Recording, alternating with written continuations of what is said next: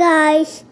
رجاله عاملين ايه؟ يا رب تكونوا بخير. معاكم ادهم ابراهيم وفيديو جديد. النهارده يعتبر اهم فيديو، وهو انك تلم المتراكم سواء بدات او ما بداتش. نزلت فيديو قبل كده عن ده، بس كان في ناس كتير مش فاهمه، وفي ناس كتير كتبت كومنتات لان هما مثلا كانوا اونلاين، فالجديد مش بيفتح غير لما تخلص القديم. الفيديو طمنك شويه لان احنا لسه في بدايه السنه، على الخوف والتوتر اللي انا كنت شايفه من الناس.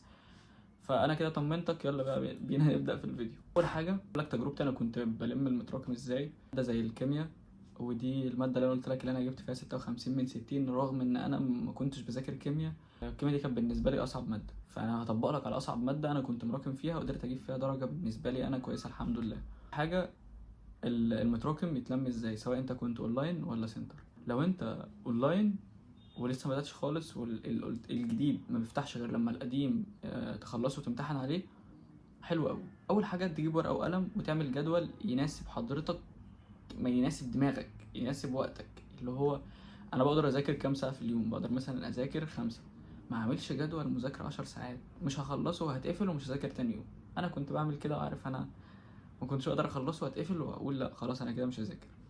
وفي كتير مننا بيعمل كده، فبلاش تعمل الحركه دي. تبدا تخصص، شوف كام ماده عندك انت مراكم فيهم وابدا اعمل الجدول ده. بنذاكر ازاي المحاضره؟ بنجيب مثلا نفترض محاضره كيمياء، تمام. اول حاجه نفتح المحاضره نتفرج عليها، تمام. فهمنا الشرح، نبدا بقى نطلع الحاجات اللي احنا فهمناها نكتبها ونذاكرها، وبعدين نبدا نحل. قدرت تحل لوحدك صح، يبقى انت كده مش تمام، ومش لازم تحل 100% صح، المهم اللي انت قدرت تحل. حليت، بلاش بقى الوسواس اللي هو بتاع لا لسه المحاضره دي صعبه وانا كده لا ما خلصتهاش. اقلب على اللي بعده، اقلب على اللي بعده. في حاجه اسمها مراجعات، وفي حاجه اسمها ترجع تاني تعيد على الباب ده، في حاجات كتير. بلاش اللي انت لازم تكون في الحته دي مثالي وتحل كتب كتير. بلاش. اهم حاجه فهمت، حليت في كتاب مثلا اللي هو بتاع المستر اللي انت معاه، وحليت مثلا كتاب زي مثلا مندليف او الامتحان، خلاص كفايه يعني مش هنحل الدنيا كلها كذا.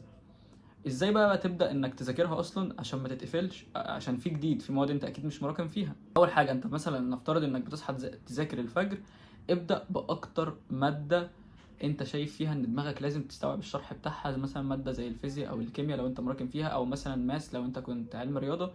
دي تبدا انك تفتحها اول حاجه انت تذاكرها لما تكون بتذاكر مثلا. فاول حاجه تذاكرها سواء بتذاكر الفجر او بتذاكر بالليل، الوقت اللي دماغك فيه بتكون في كامل نشاطها، ابدا بالماده دي. المهمه اللي انا عايز اقولها لك، ببلاش تشتت نفسك، لان انا اكتر اصلا التشتيت ده هو اللي بيجيب التراكم. انك اصلا عايز مش عارف، عايز تاخد مع ده وده وده.